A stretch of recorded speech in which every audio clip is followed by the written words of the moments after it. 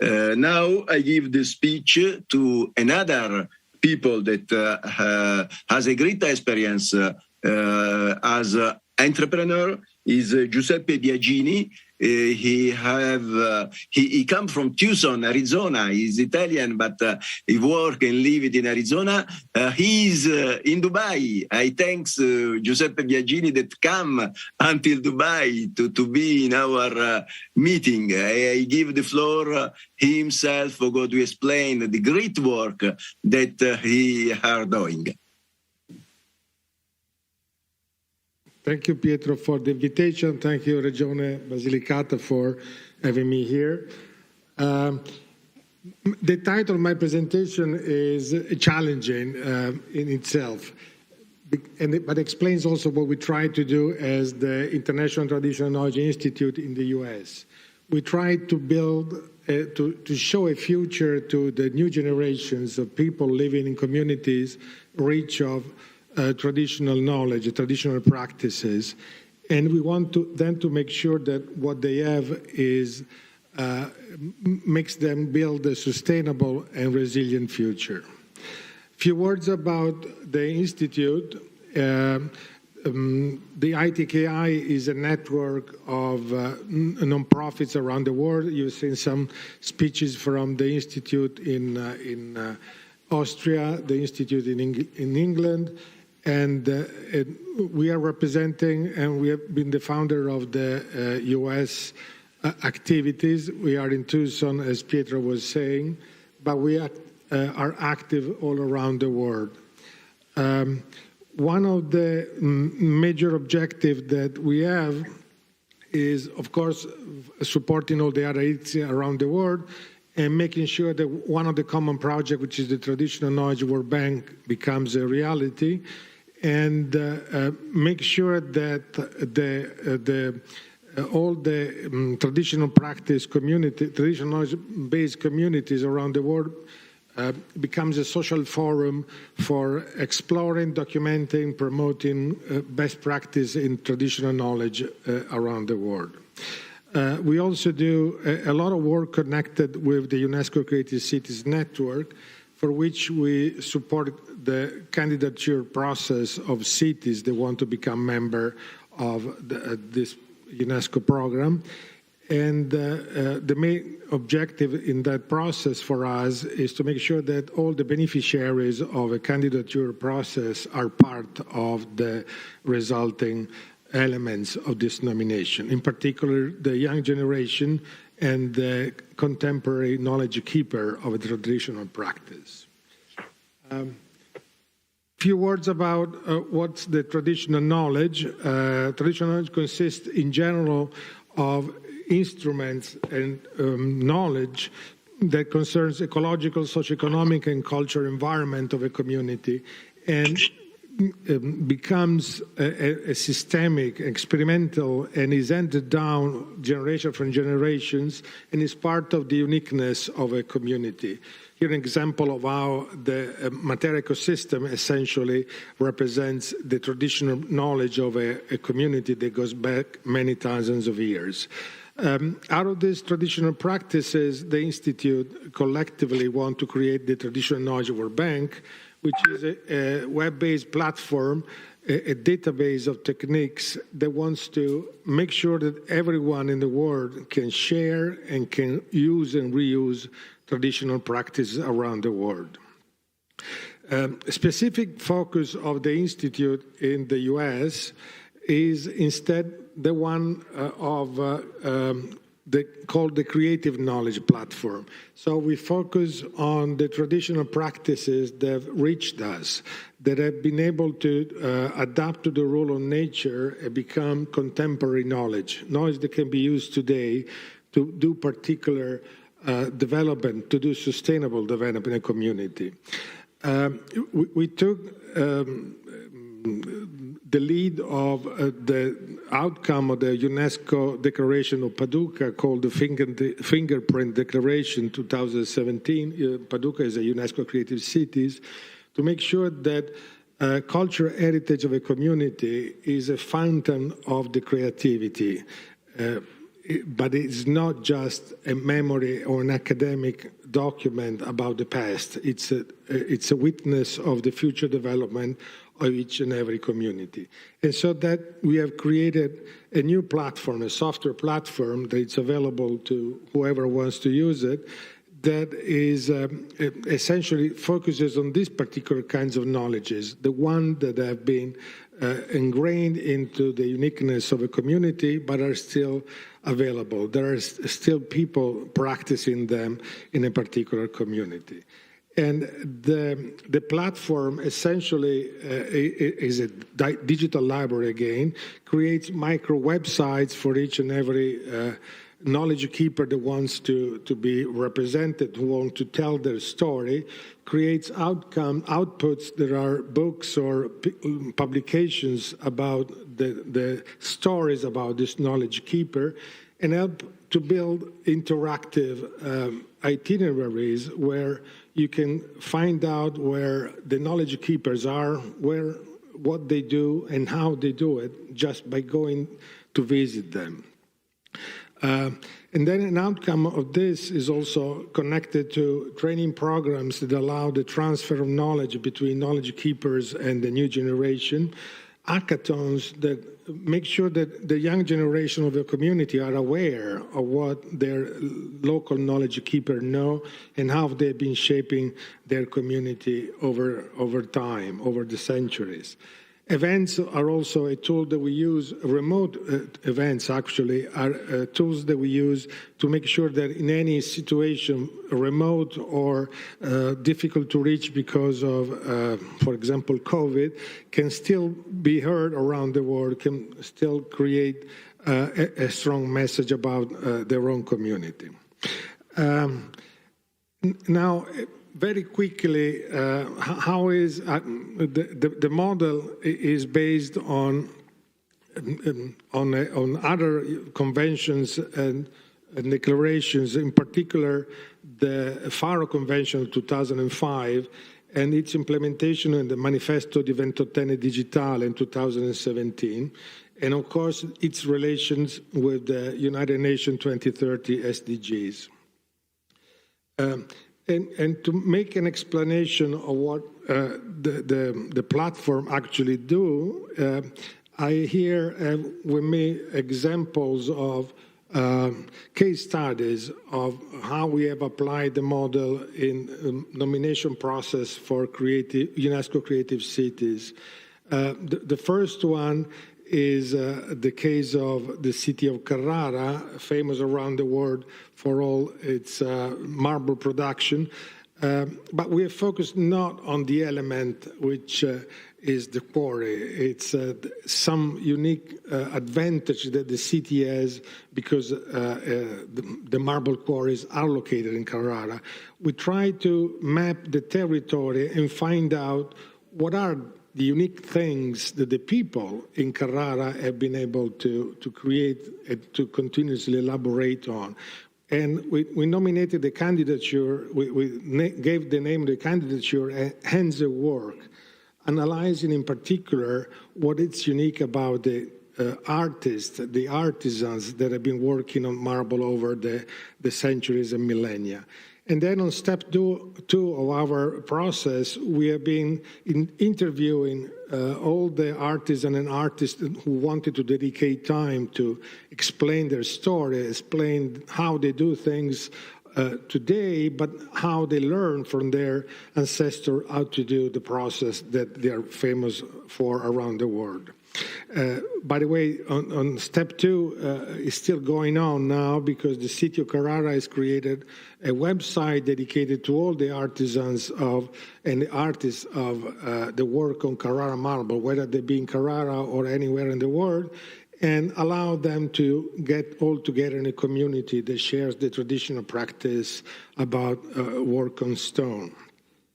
A derivative of step two is step three, which is how do we transfer that knowledge to other communities, other members of the community, And we do that in many different ways. One is by creating hackathons in which students, in which the young generations, the one that should be aware of what's unique about their territory, trying to talk with experts of many different disciplines, whether it be people working on marble, but also designers, computer scientists, architects, so that they explore how best the new generation can be using that unique traditional knowledge of their land. And finally, for example, in Carrara, the step 4 of our process calls for trying to map into policy within the community something that is unique to the needs that have been discovered in the previous steps. In this case, we have created last year during a forum in Carrara a declaration of Carrara in which we exploit that, or we understood what was the relation between the needs of artists and artisans working in Carrara and what the community actually was developing. Here, there will be a video, but I don't know if we can share this. It's a 90-second video. Can somebody do it? I can do it? Oh, I can do it. So this is an outcome of Hansa work and describes the basic uniqueness of Carrara and also builds an itinerary, cultural itinerary to meet all the knowledge people of the land.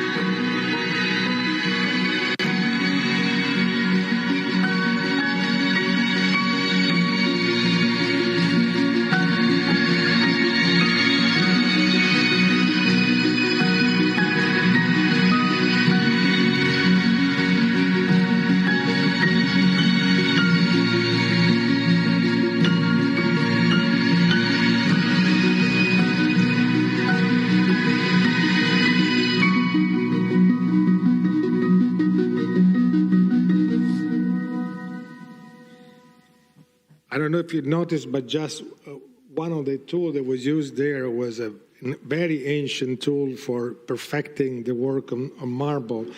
That's called the violin. It really can do something unique and is probably 2,000 years old, but still in use in Carrara. Another quick example I want to show to you is because it's very meaningful to me. It's a very tiny. It's related to a very tiny place in Tuscany. Pontremoli, the city of Pontremoli, is less than 7,000 people are living there, and there was a need for making sure that the young generation were not living that area. They couldn't find. Apparently, they couldn't find a reason why they should stay there because they couldn't find a future for themselves in that space.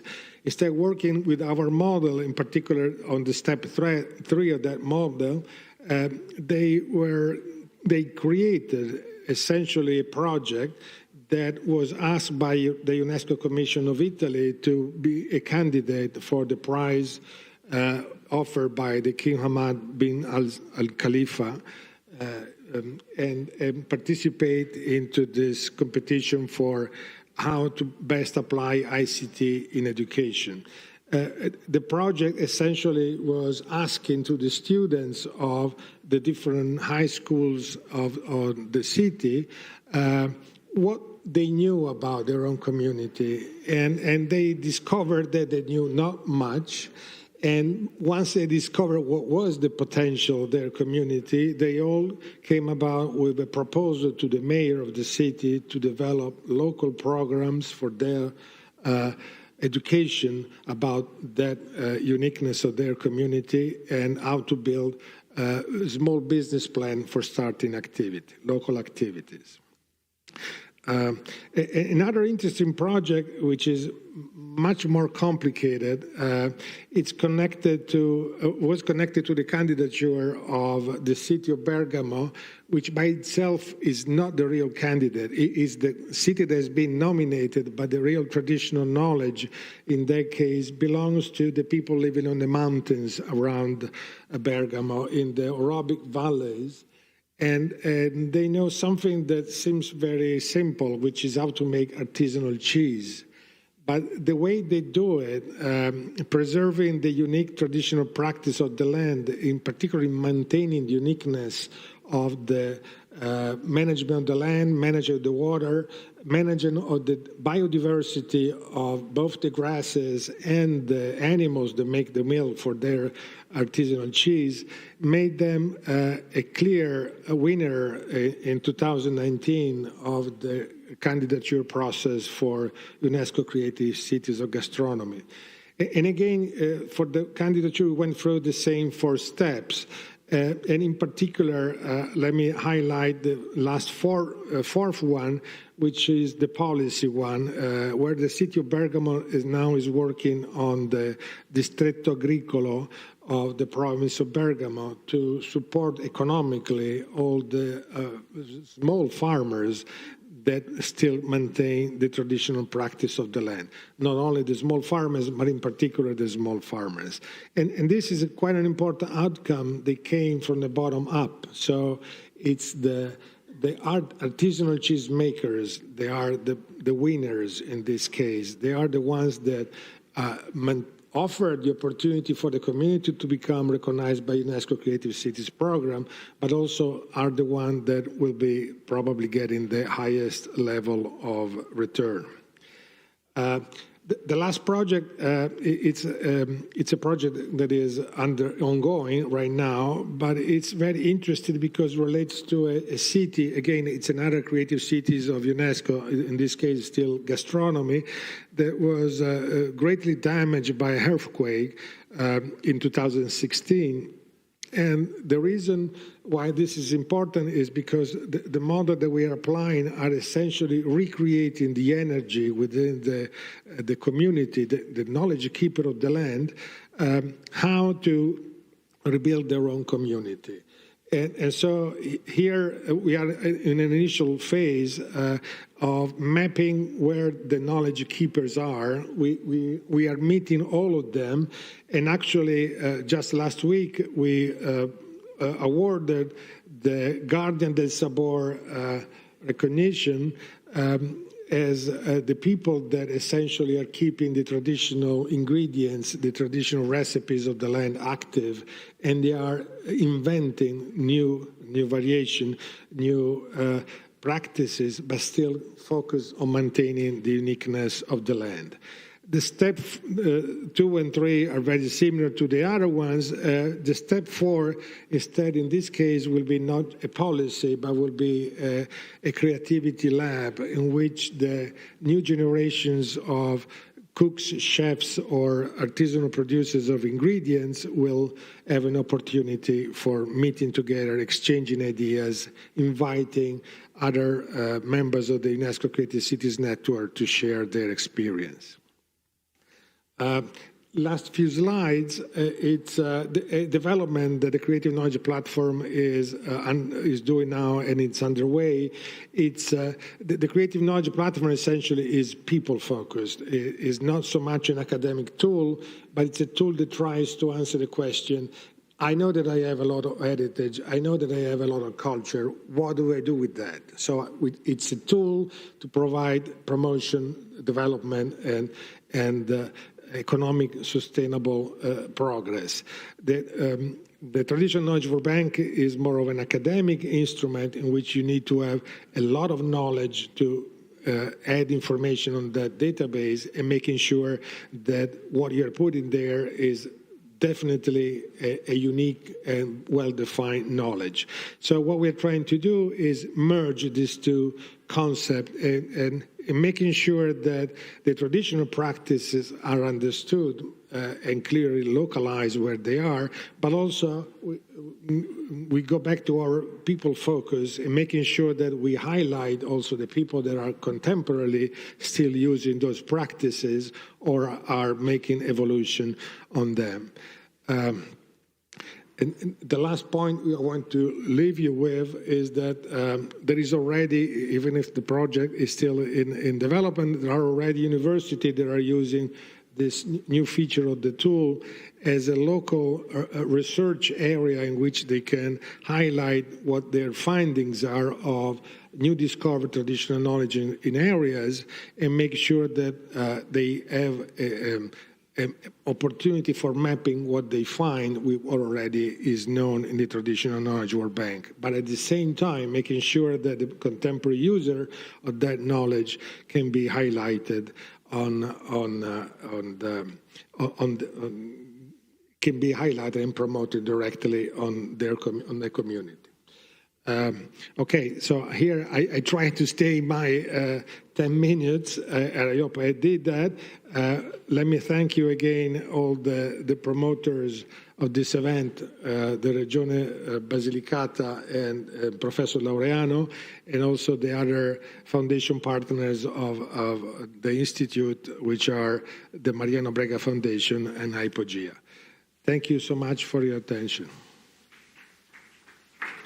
Thank you, Giuseppe. Thank you very much, Giuseppe Biagini, for this speech.